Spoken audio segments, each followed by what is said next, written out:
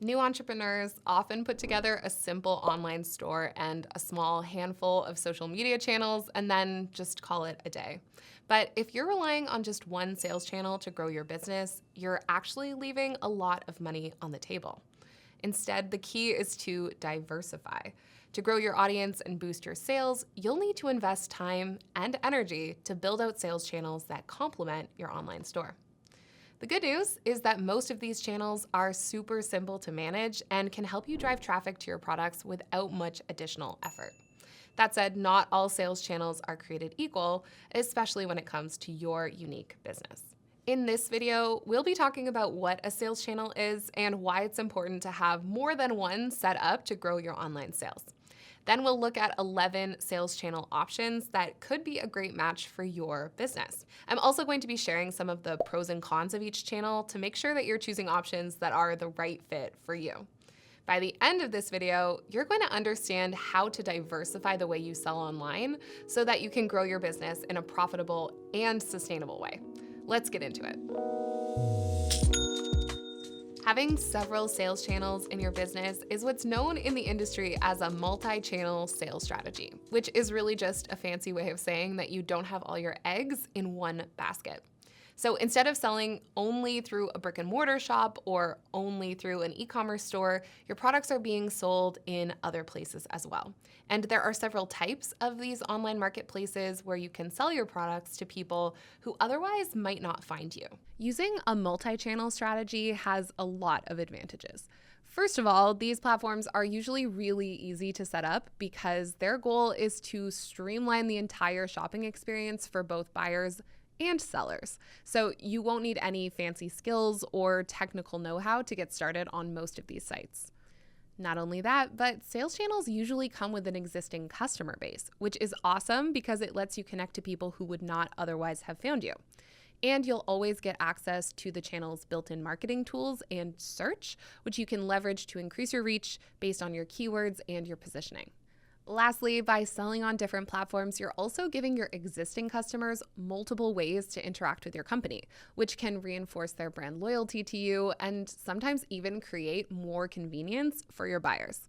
For example, if someone is used to placing orders on Amazon every few weeks, it might actually be a lot easier for them to purchase your product through that site rather than needing to make a whole separate purchase on your online store. Of course, there are always going to be trade-offs because individual sales channels are going to have their own rules and their own guidelines for how you can market your products, which can really limit your creativity and possibly your success on the platform.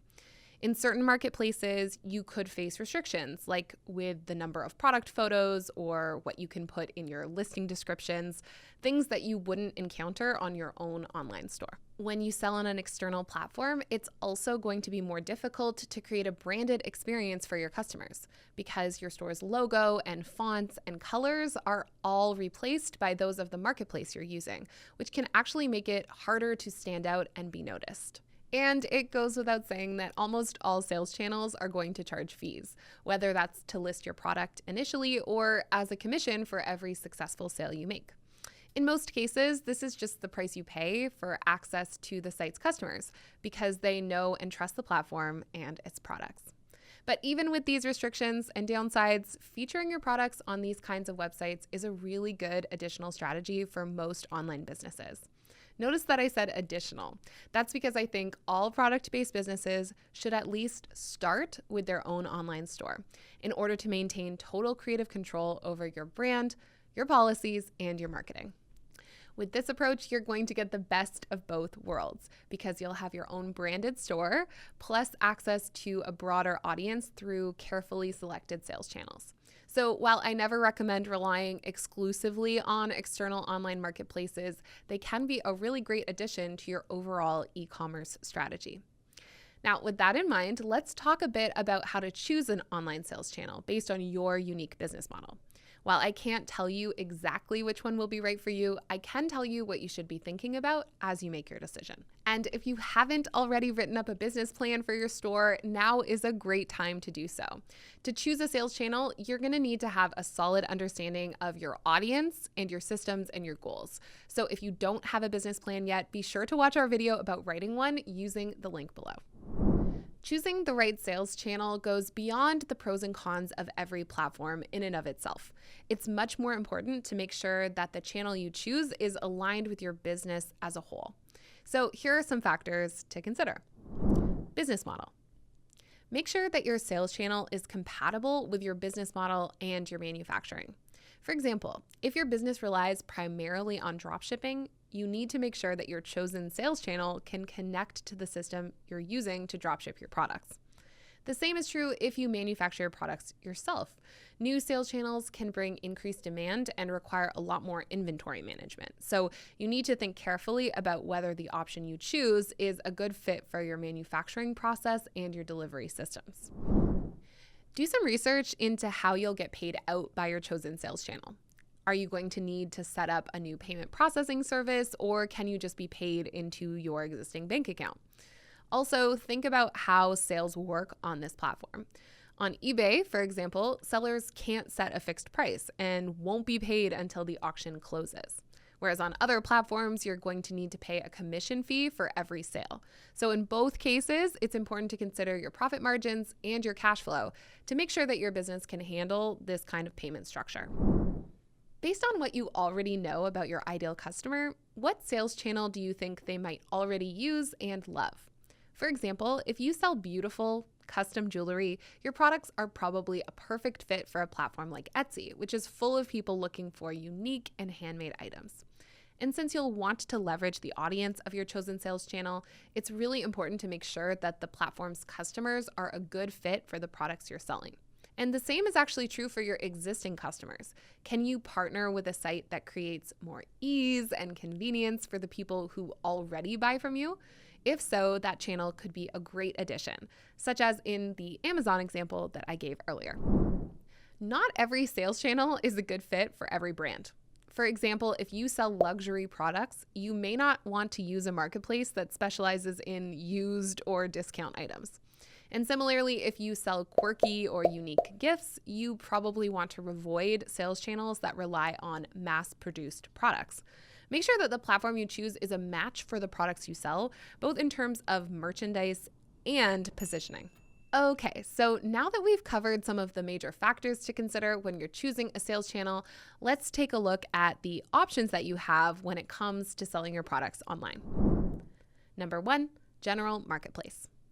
A general marketplace is a site that sells a wide variety of products that appeal to lots of different customers. These sites have a huge audience of people who already use and love the site, which can be a big advantage for entrepreneurs who are just starting out. But on the other hand, these platforms come with competition from other sellers who are probably offering the same or really similar products to yours. This is also not where buyers are going to come to find anything unique or vintage or handmade. This kind of platform works best for selling like mass appeal products, things like electronics and books, household items, and other gadgets. And of course, as with many sales channels, when you sell on a general marketplace, you're going to be limited in terms of your own branding. To the customer, your product is going to totally blend in with the platform's design, so you need to keep that in mind if strong branding is an important part of your business model. Amazon is, of course, the most popular and well-known general marketplace, but other similar websites in this category would be Alibaba, Wish.com, Sears.com, or Walmart. Number 2, auction marketplace. These sites specialize in one-of-a-kind items, so they're really perfect for those selling unique or vintage or collector's pieces. Popular categories include limited edition fashion or furniture, rugs, art, and things like action figures, with engaged buyers who check back pretty often looking for a particular piece. Now, as I mentioned before, one downside to the auction model is that you're going to have pretty limited control over your pricing. You can't set the price yourself, and if your bidding happens to be low, you might not even receive the full value for the item that you're selling. But that being said, if you have rare or high quality products that are in demand from buyers, the auction format could actually work to your advantage by pushing your prices even higher than they otherwise would be. Either way, you're also going to have to wait a certain amount of time after your sale goes through in order to be paid for your product, which can lead to cash flow issues for some types of businesses. Now, the most popular option in this category is, of course, eBay, but there are others such as eBid and AuctionZip, which you could explore if an auction marketplace is the right sales channel for your store. Number 3, social media. If you already have a large following on a particular social media channel, then setting up e-commerce through that platform is a pretty smart way to leverage your existing audience. Sites like Facebook and Instagram and Pinterest all offer you this kind of shopping functionality and will let you create an online storefront to sell directly through that platform. They're also always expanding the kinds of tools they offer in ways that will help you sell even more. For example, Instagram offers you the ability to tag products in your posts and in your stories, and now has created an entire shop tab where they'll have a tailored experience for shoppers based on their preferences. This means that your products are not only shown in a targeted way to your existing fans, but they're also introduced to new people who have a pretty high chance of being interested in the products that you sell. Some social media sites also have larger platforms where people can sell products themselves, such as on something like Facebook Marketplace. And while this platform is a little bit more like a classified listing site for people to sell things locally, it can also be a great tool for business owners if you use it strategically. Because there are lots of engaged buyers using the platform every single day, it's a free and easy way to feature your products in front of brand new customers. Number 4, handmade and crafts marketplaces. Etsy is known online as the place to go for custom handmade products. So it's going to give you a really good audience base of engaged people who already use and really trust their platform. Users tend to be repeat customers, and they'll come back to Etsy again and again to find things like gifts and vintage pieces or really beautiful bespoke items. And while you will face competition on their platform from lots of similar products in your niche, they do have a really great search function, which you can use to reach new buyers if you're optimizing your listings properly. Etsy will charge you for every product that you list and will also take a percentage of your sale price as a commission. But they make selling pretty easy by accepting lots of common payment methods, integrating with shipping solutions, and they offer ways for your customers to personalize their products, all of which makes your job a whole lot easier. Now, there aren't very many other sites competing directly with Etsy in this category, but Amazon Handmade and Artfire could be worth exploring if you're looking for a handmade marketplace to expand your business. Number 5, on-demand production marketplace. These types of marketplaces are particularly cool for artists and designers who want to sell their work in ways that might otherwise be kind of cost prohibitive to create for beginning entrepreneurs. For example, let's say that you wanted to put your design on a mug. Normally, you would have to order a lot of mugs up front and then pay for all this inventory that you might not even sell.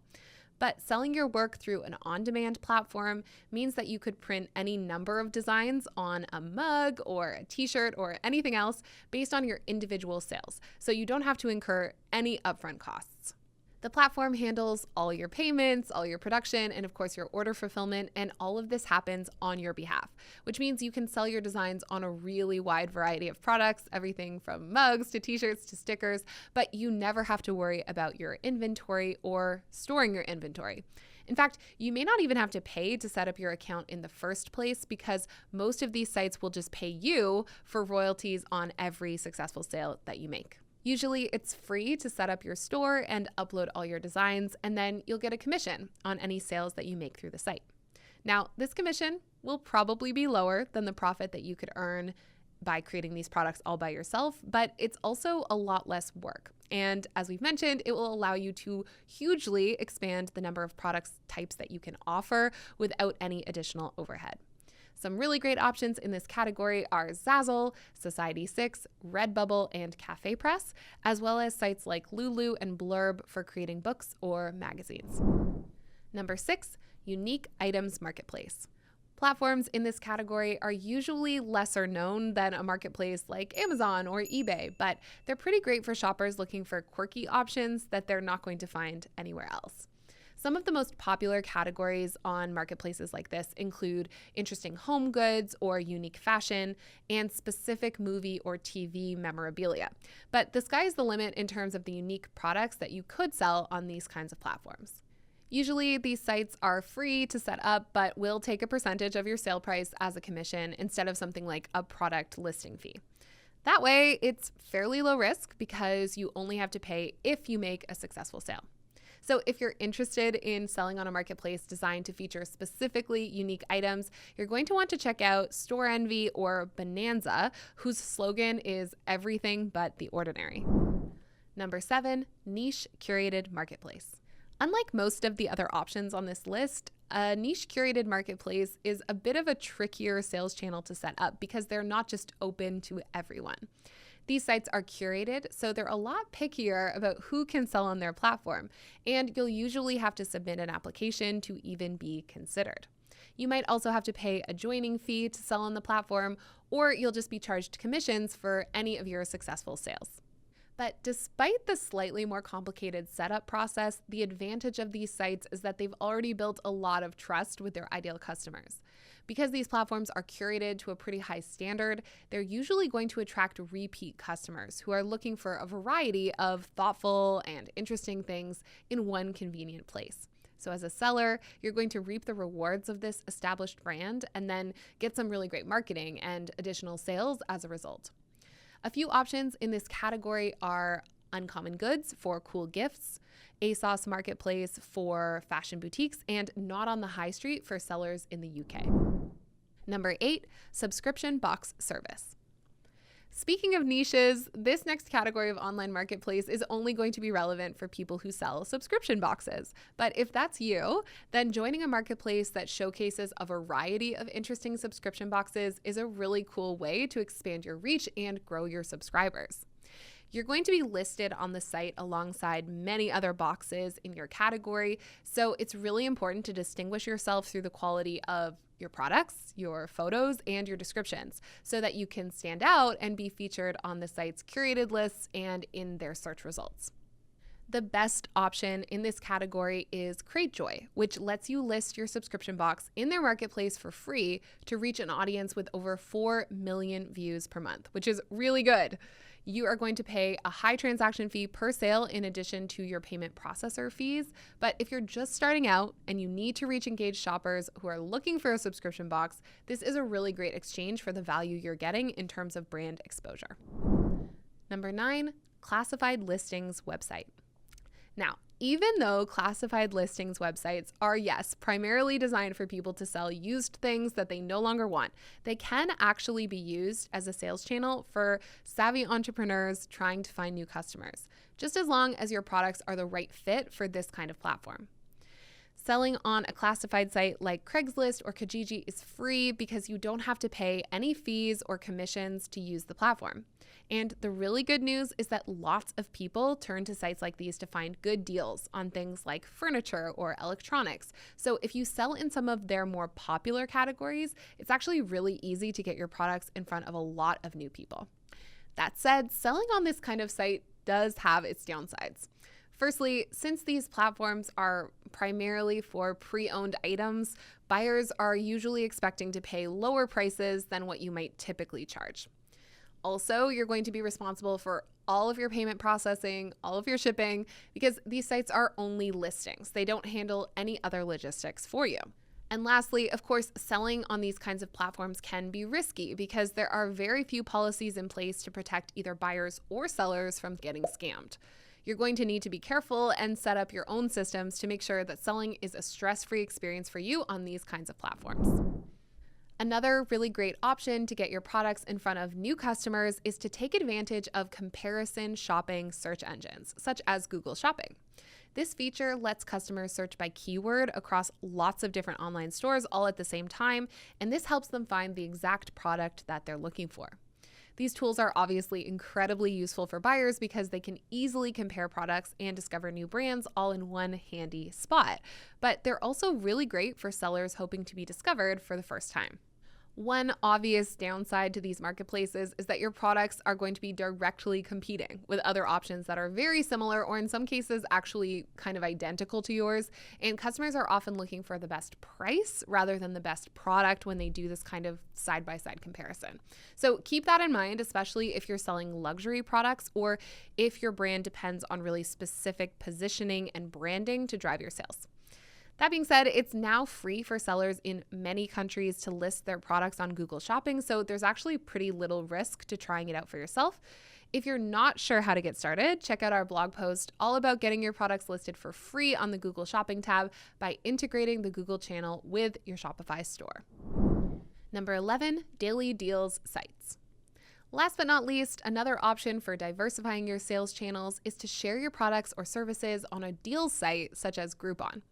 When you list your product on this kind of website, your deal is then promoted through their site and their email list, especially to local buyers looking for deals in their area. This can actually be really great marketing and exposure to help you build up your brand awareness and grow your reach with a new audience. The downside is that you will have to offer a pretty big discount in order to be featured on these sites, usually upwards of 50% off your regular price. That is a hefty cost to pay, especially since you'll also be charged a commission for every sale you make through the site.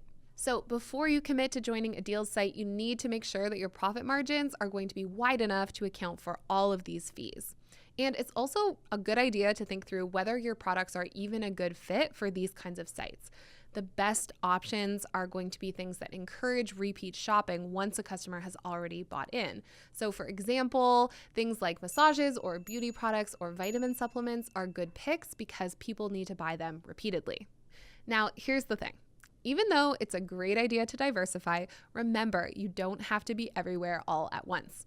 My advice is to build out your sales channels slowly, one at a time, so that you can make sure they're a good fit for your business model and margins before you continue to expand.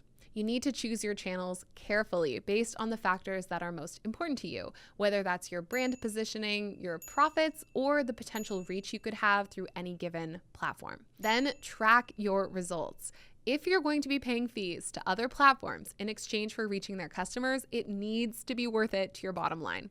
You need to monitor how many additional sales you receive and then fully evaluate whether this sales channel is even right for you. You need to make sure it's a good investment in your business. And regardless of how many sales channels you choose to add, remember, having an online store of your own as a home base for your business is essential for your success. And if you haven't yet set up your shop, I think you should come check out Shopify.